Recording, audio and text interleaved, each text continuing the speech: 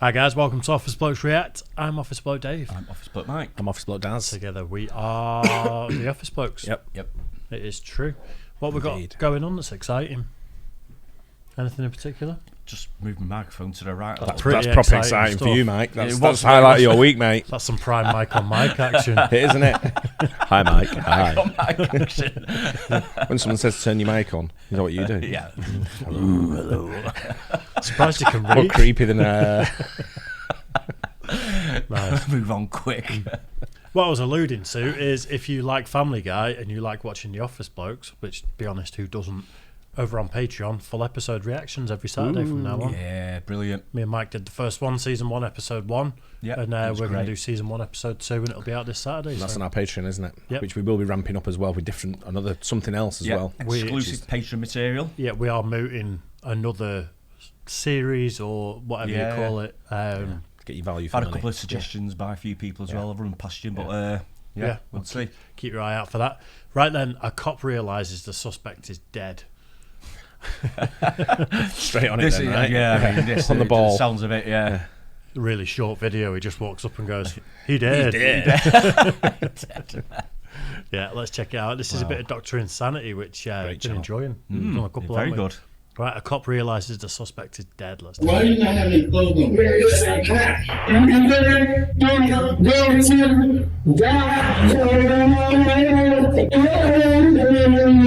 This is the never-before-seen case of Harold Easter, a shocking example of police negligence and the only time a suspect has ever died inside of the interrogation room. A man who went from stone cold sober to dying of an overdose, all while in police custody. Seizures. On January 3rd, 2020, police pulled over Harold Easter after they allegedly witnessed him selling drugs. After Harold stopped his vehicle, the officers immediately rushed the vehicle, weapons drawn, just to see him hiding the evidence in a truly shocking way. Put your hands up! Hands up! Hands up! Hands up! Do it now! My man just got out. We had some weed. That's all. Hands up! Hands up! Open the door for you. Put your hands up right now! Keep them up! Keep your hands up! It's a bit confusing when you listen to the police, isn't it? It's like, keep your hands up, open the door. Yeah, Which one do you want me to do? You can't really do both, can you? Yeah. it's like two hands on the steering wheel. Yes, officer. It's like, Yeah. yeah, Hands you, up, open the door. I mean, you need to scratch your balls. Don't. Yeah, did you see that cop that they first showed though? He had his gun sideways, pointing at him like that. They're a bit aggressive, aren't they, when it comes to it with certain sort of people when they pull them over. I guess they've got to be, on the toes sort of thing. Yeah. But sometimes you think, does it need that kind of aggression? yeah. I think it's the difference between potentially going up against armed people quite often. You know, you've got to go aggressive, otherwise they pull something on you. Yeah. I guess if you think there's drugs involved, then sometimes it goes hand in hand, doesn't it? I suppose with people being armed. But Yeah. Right now! Don't eat it! He's eating it. Hands up! Harold admits to having a little bit of marijuana on him, but obviously doesn't want him to know about the crack cocaine he was also carrying, as instead of giving it up, he puts a rock of it in his mouth and swallows it directly in front of the officer. Obviously, this is extremely unsafe. Ingesting any amount of this drug can be dangerous, but in the amounts that Harold just took, it's life-threatening. Officers should have immediately called for medical attention and taken him to a hospital, but instead, they focused on arresting him and bringing him into custody, leaving him to suffer for hours on end. I got it.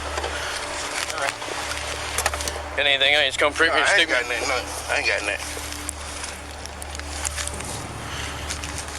Leaving all that cash in your pocket.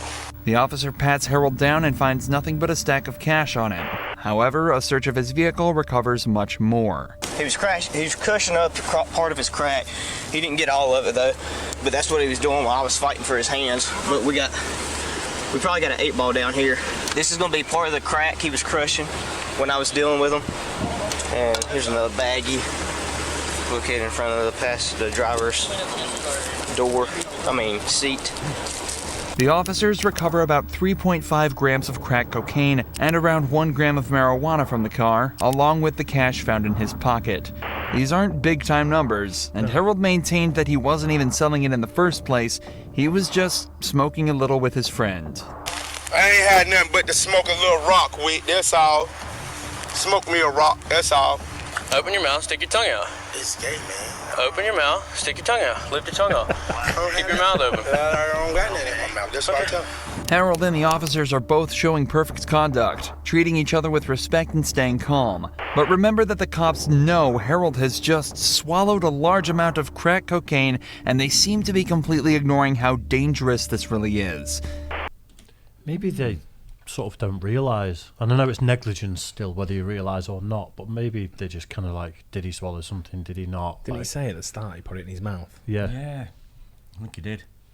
Even so, if you think there's a possibility, I mean, you'd have get him to looked take at him to hospital first. as well. Yeah, you would do, wouldn't you, really? Yeah.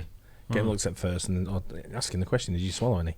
Yeah, he's under arrest anyway, so medical attention first and then take it from there, don't you, I guess? There probably is quite standard protocols for this sort of stuff, isn't there? When someone's life's in I danger, would I have thought suppose. so, yeah.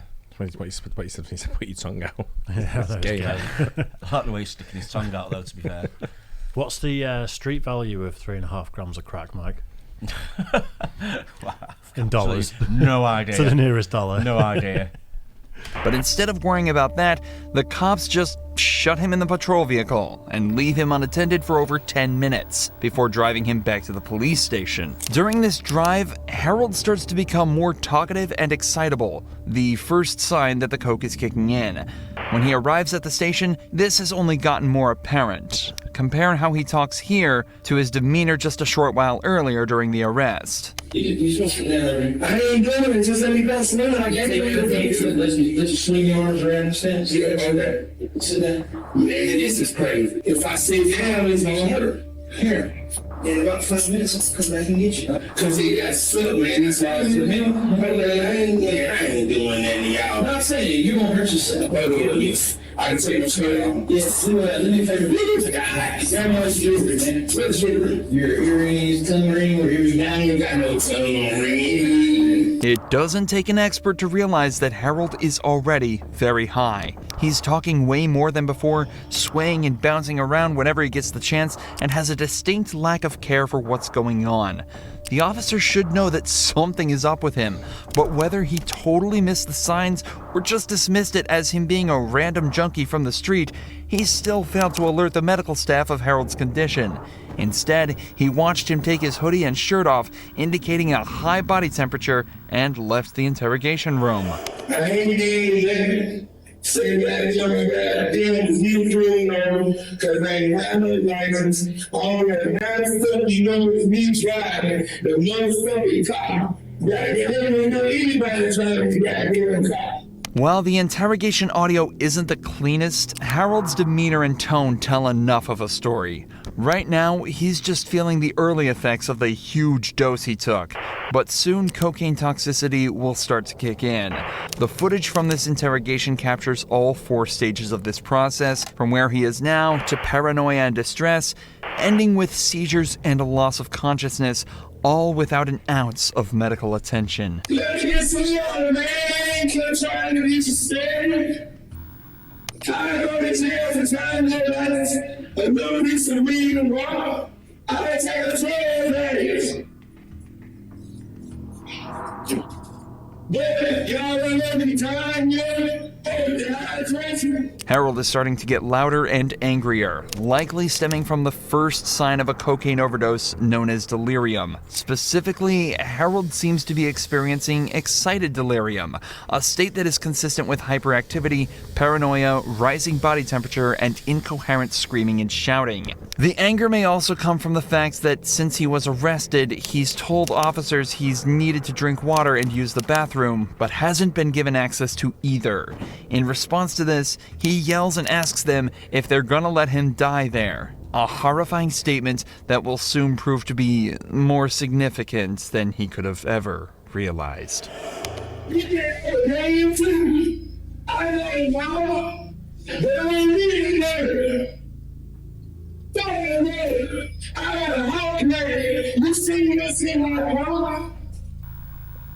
And my pieces got stuck in me. Anytime you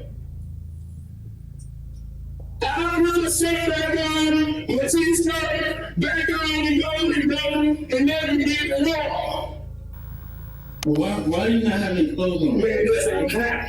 And he said, I'm gonna see that I'm going to put his back on, I'm his back on, you can come and get it. Let me get some water, man. That's all I'm saying. I ain't trying to just swim, you know. But you have to pee, you know. I'm gonna some water, I'm gonna take a little sip of water, you know. Finally, an officer returns and asks if he needs water. 4 minutes later, he brings some in, but his actions afterwards are extremely telling.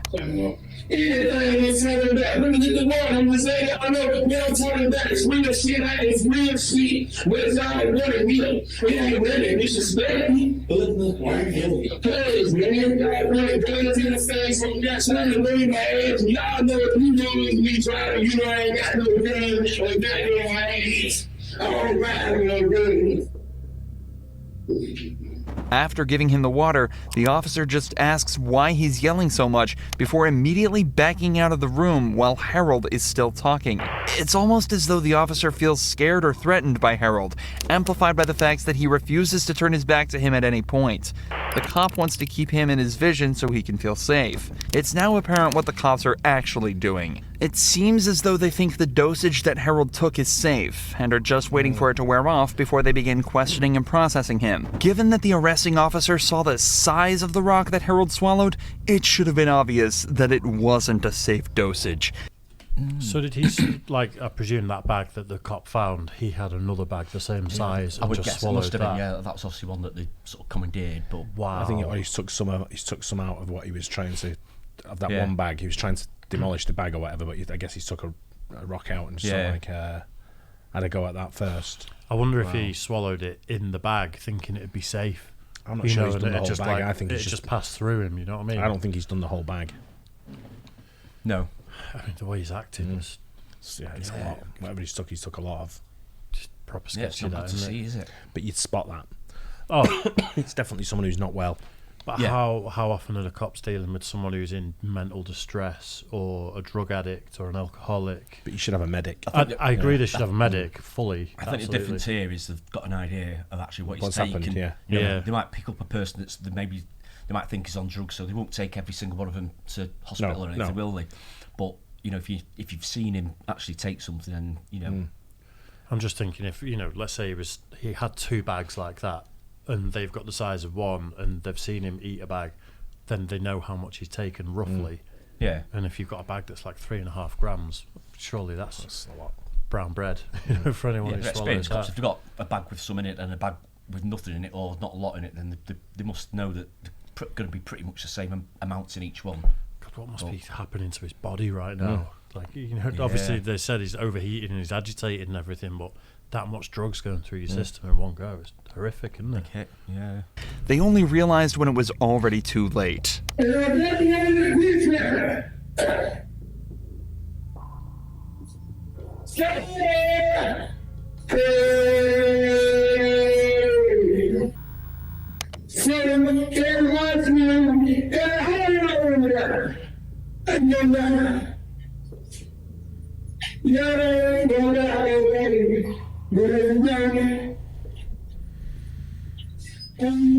Harold is starting to shake in what are known as pre-convulsive moments. He knows something is wrong, but due to how intoxicated he is, he won't be able to understand what's happening or that he desperately needs help. This is the first stage of cocaine intoxication.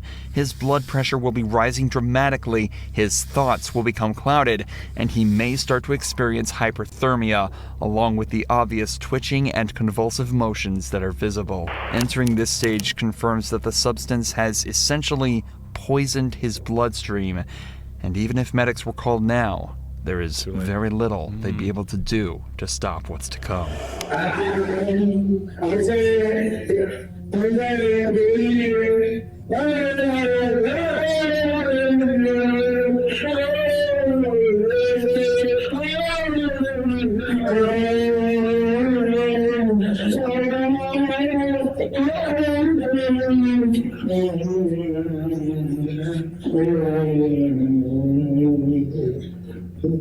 Harold has just had a seizure, the second stage of cocaine toxicity. His entire body began heavily convulsing, he lost control of his muscles, and his body likely started sending less oxygen to his brain and other vital organs. His heart is probably even starting to beat irregularly and skip beats. His body is starting to completely shut down. Harold then spends 2 minutes lying motionless on the table before falling to the ground, having multiple more seizures, each more aggressive than the last. Harold spent almost 10 minutes in this stage of stage 3 cocaine toxicity before an officer finally checked on him, vomiting, hyperventilating, and convulsing the entire time.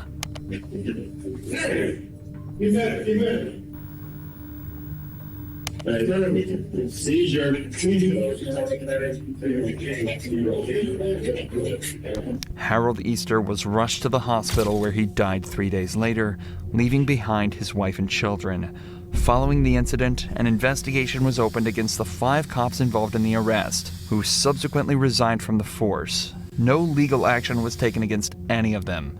However, changes were made to the CMPD's policy following Harold's death. Officers are now required to constantly monitor any suspect in their custody instead of just every 15 minutes. And officers must immediately call a medic if they believe a suspect has swallowed an illegal substance. The Easter family also received a cash settlement in their wrongful death suit and have announced that they are at peace with moving on.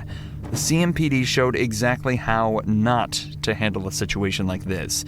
If they'd called a medic any earlier, Harold's life could have been saved. Here's what police should have done, shown when Xavier Franklin suddenly fell ill in their custody. What would you like us to do for you today? I really was to hospital. Just weeks ago from today, Franklin was brought into police custody after being arrested for outstanding warrants during a traffic stop. Step up for me real quick. Let's go put you in handcuffs. You're detained right now. No big deal. You got any weapons on you, boss? I'll pat you down real quick, right? Franklin is taken to the police station to be interviewed about his warrants. But before they could even start questioning, he starts to get extremely sick.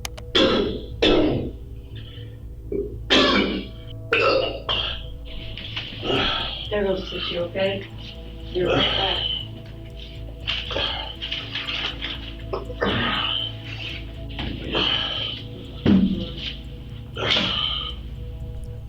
You think someone at this stage will ask him, have you taken anything?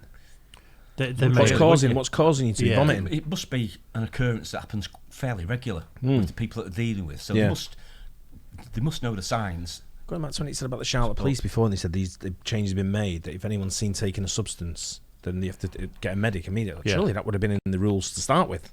You'd think so, wouldn't you? Yeah. Maybe it just never came up. You know, and it takes a horrific event like that for someone to go, wait a minute, why don't we do that? Yeah. Maybe, yeah.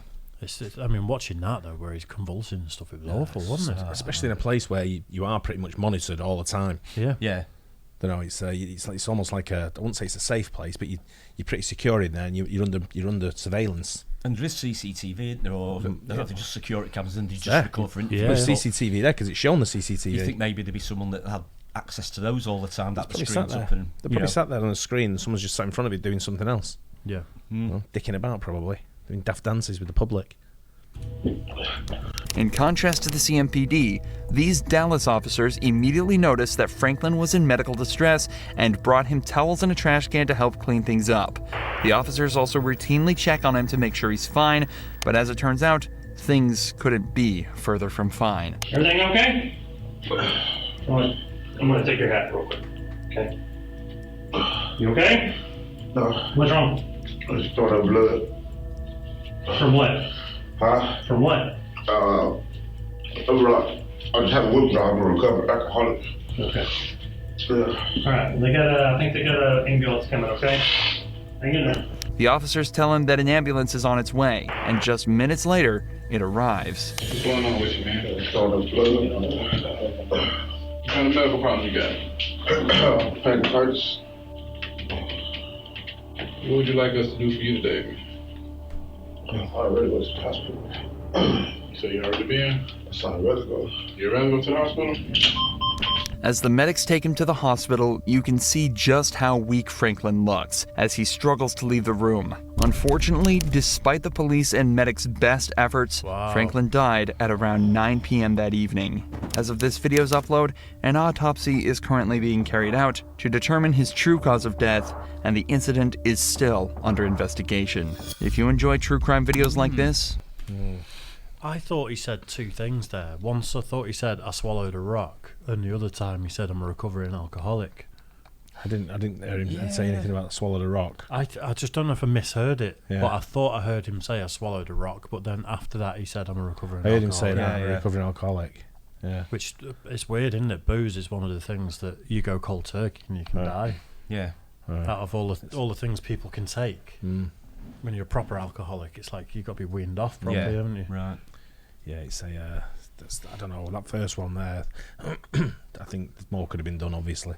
Oh, absolutely. It should have been done at the start, shouldn't it? Yeah. You know, it's gone too far in, and watching it, it's absolutely, I've never seen anything like that before. It's absolutely terrible, isn't it? It's horrible. I mean, maybe it's something that they can show sort of kids in schools and stuff like that. You know, This is what happens, you know, if you do have an overdose, this is the sort of thing that could happen. Yeah. And maybe, you know, that won't be in vain. It might help people think, actually, yeah, I don't fancy it. I'm of that generation where we had all those talks in schools.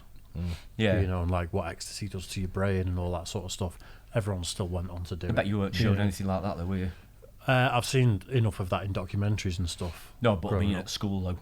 I can't see him showing things nothing like as graphic as that, although we did see a video of full frontal childbirth, which is the most graphic thing I've ever seen in my life. Yeah. But nothing like no one dying in stuff like that. But we always got the abstain from everything, drugs are bad, talk, I mean, and something what it like can that, do surely something like that would put some people off at least doing it. Because I've never seen like someone on drugs, like an overdose, sort of acting like that before, or I've seen the effects of that before. Yeah, I've seen it. I've seen it. Have you? Yeah, people recovering and or people going over in overdose sort of thing. But our teachers were the pushers, and they'd sell you the pills. Yeah, they're the ones that had them. Yeah, they confiscate them off the wrong ones and sell them back to someone. I've seen people have seizures from drugs in front of me in real life. Oh, really? Yeah, not to that degree, not to like the degree where they're going to die, but like people who've taken too many like naughty things, and you know, in a club or whatever. Yeah. And they recovered, but probably should have had an ambulance, to be honest. Yeah, I've seen it. So it's awful. Not nice. Hope you guys enjoyed that. Don't forget, like and subscribe. We'll catch you on the next one. Cheers, guys.